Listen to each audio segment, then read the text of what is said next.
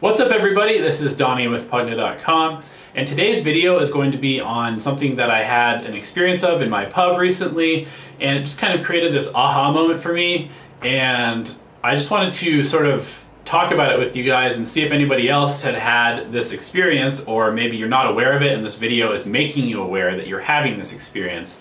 So if you are, or if you have any questions about it, please leave those in the comment section below this video. I would love to talk to you about your experience in pubs, and basically I just wanted to talk about like the toxicity problem that we have.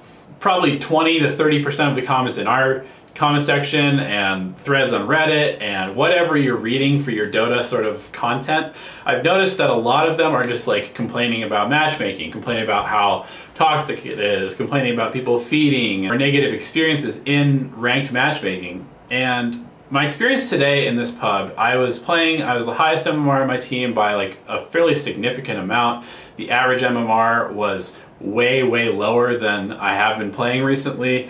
I mean, I remember what those games felt like, but this sort of, this game that I played today, it really kind of reminded me of how those games used to be. It made me realize that, you know, we see all these 7K or 8K pros talking about how stupid 6K players are, and that's why they wanted the FPL league and they wanted their own sort of in-houses so they don't have to play in ranked matchmaking because 6Ks are so much worse than 7Ks. And as somebody, you know, if you're somebody who's like a 3K player and you're like, wow, 6Ks are probably so good, why are these pros talking shit about them? Why are they telling, you know, the 6K player that they're terrible? There's no way that the player is really that bad. I mean, the truth of the matter is that the player is not bad. If they're 6K, they're a good Dota player. Or, you know, relatively speaking, if you look at the broad spectrum of MMR and the amount of people that have played this game, if you're 6K, then I believe on Open Dota, you're probably in like the top 1% of players in the world, which means you're pretty damn good at this game. And the thing about that is that when you compare the 6K player to like an 8 or 9K player, remember there's only like 3 10K players in the world. There's only 3 of them out of the millions and millions of people who have played Dota over the years. There's only 3 10K MMR people. And that is such a huge statistical outlier that the difference between those 10K players and a 6K player is probably similar to the difference between like a 5K player and a 3K player or a 2K player. Maybe that can put it in perspective, because I was just noticing in this game that I was playing, huge errors that I could imagine myself exploiting as a player were just being made over and over and over and over again. And like in my mind, these people could not have been making these mistakes unless they were trying to lose the game on purpose, is how I thought about this game. I was like, there's no possible way that you could be this unaware of how bad your positioning is, or this unaware of how bad your movement was. I couldn't really understand how people could not understand how bad their movement and positioning was. I watched some replays recently of like 1K and 2K players, and just the amount of positional mistakes that are being made in these games is absolutely insane to me. But when you're learning the game, or when you are a 2K player, there is a lot of positioning and movement stuff that you just don't know yet. Maybe you haven't played enough games yet. Maybe you simply aren't thinking about that part of the game because you're already so preoccupied with, you know, the skills and what these other heroes do, or requires that much focus to actually last it and cast your spells appropriately, and, you know, just pay attention to your small little area on the map, that you really aren't aware of all this other stuff that's going on in the game.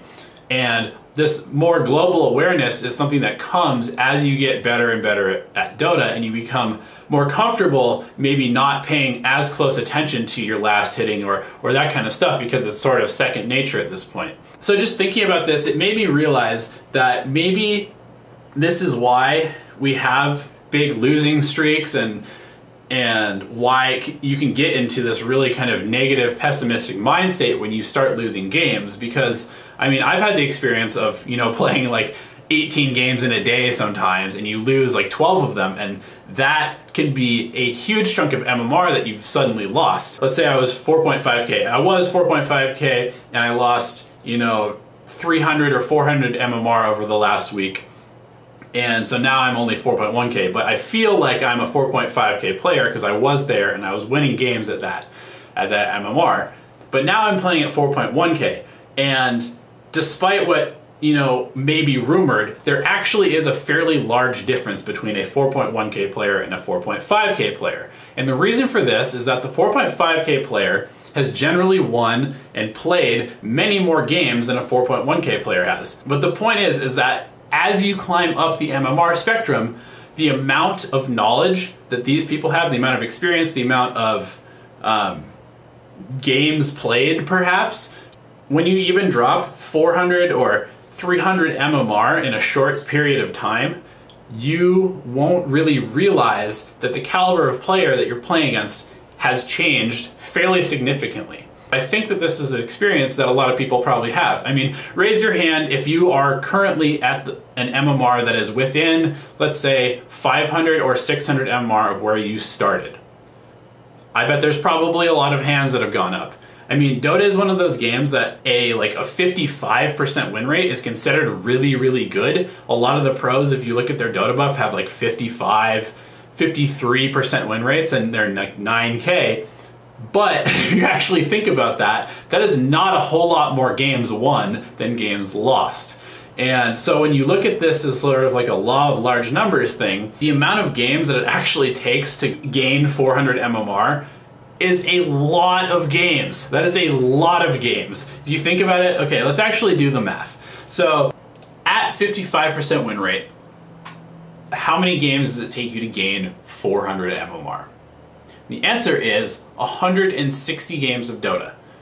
Regardless of your skill level, if you maintain a 55% win rate, you will gain 400 MMR every 160 games. Now, if the average game of Dota is 35 minutes, and this average will actually change as you go up and down in MMR, our Oracle tool shows that the higher MMR you are, the shorter your games are, and the lower MMR you are, the longer your games are, just as that sort of scale works. And so let's just take 35 minutes for simplicity's sake. At 35 minutes a game, 160 games to gain 400 MMR, you are investing 93 1/3 hours of your time. So that's a lot of time. This is a big investment that we're talking about to actually gain 400 MMR at a 55% win rate. And remember, the 55% win rate that we're talking about is something that mostly like these top pros have in their games. When you go on a big winning streak or a big losing streak and you lose or gain 300, 400 MMR at a time, you are experiencing a pretty quick contrast of the games that you were playing 400 MMR ago to the ones that you're playing now. And this can be why it's possible that you feel like maybe you have to suddenly carry every single game because you're just really not used to your teammates being this bad. You're like, how can I win these games? I feel like I really have to carry every single game because the quality of play is so much worse than I'm used to. That may actually be a real thing. I mean, I'm not necessarily saying that a 4K player is so many more times better than a 3K player. They're not. I mean, there are significant differences, but they're not like this massive. It's not comparing like a pro player to a 2K player or something like that. But there is some difference there. And most of us probably are at like a 50.08 or 51, 52% win rate. This is a lot of difference between these players. So the next time that you are playing a game, take a look at the average MMR. Is it way higher than you're used to? Is it way lower? Is it right around your MMR? This can actually change how you need to both act in the game, communicate with your team, what you need to focus on in the game.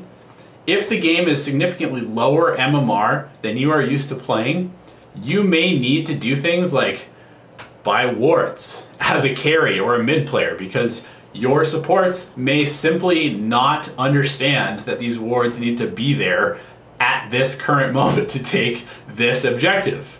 That might be something that happens. You may need to buy an item that's not nearly as greedy as you're used to going in a higher MMR game because nobody is making space for you. because they simply can't, or they don't understand that that's what needs to happen. Similarly, if you are playing in a game that is much higher MMR than you are used to, do not take the attitude of, I am the only person that knows how to win this game, because you are playing with players who have likely invested many, many more hours into Dota than you have, or they simply win more games of Dota than you do and know how to win those games. So I'm not saying that you need to follow these players without thinking about what they're doing. I'm not saying that you're stupid. I'm not saying that you don't know how to win games of Dota. But just keep an open mind that these people might be coming from a significantly different perspective on the game than you are currently experiencing yourself. Basically, all I wanted to say within this video is just that when you are trying to climb MMR, it's not just about, picking Necrophos every game. It is actually a pretty significant time investment. And if you are looking, let's say you go to Open Dota or Dota Buff and you look at your most played heroes and your most won heroes of this patch, you can see your different win rates. I have, for example, like a 85% win rate on Night Stalker. So if I'm picking Night Stalker every game and I'm maintaining that win rate, I might gain a lot of MMR over a significantly shorter period of games than if I was to pick a hero that I'm not good on. Let's say maybe I'm not a good anti-mage player, for example. I have a really low anti-mage win rate, and so I might actually just not be able to gain MMR if I'm picking that hero currently.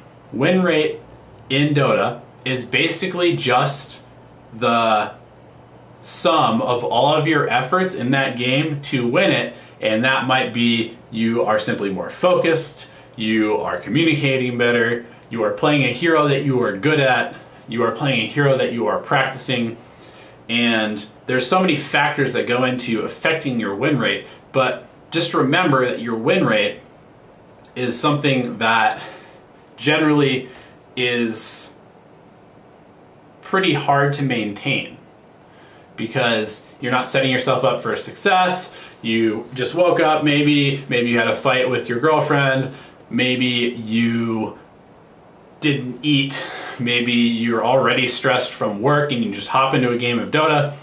Maybe you're not playing at your 55% win rate player. Maybe you're playing like a 35% win rate player right now.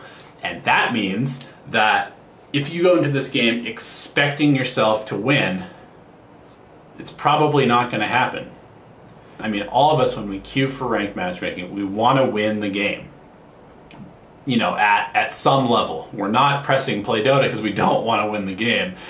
But if you're pressing play Dota and you want to win the game, it does a lot of good to make sure that you are setting yourself up to win, because it is a significant time investment. You are investing a lot of time to get to a certain MMR if that is your goal. If you are trying to climb MMR, you need to understand that you will not win every game. You need to understand that it's actually a pretty long road, and there are ways that you can speed that process up. And a lot of those are simply just not sabotaging yourself by being toxic in games with players that are lower MMR than you, or being somebody who doesn't want to learn or listen when you're playing in a game with players who are significantly higher MMR than you. Or simply just playing the game the way that it should be played, which is to have fun, to take objectives, and to win the game with your team. Alright guys, so sorry that was a little bit of a rant. I just wanted to kind of put that out there and see what people thought.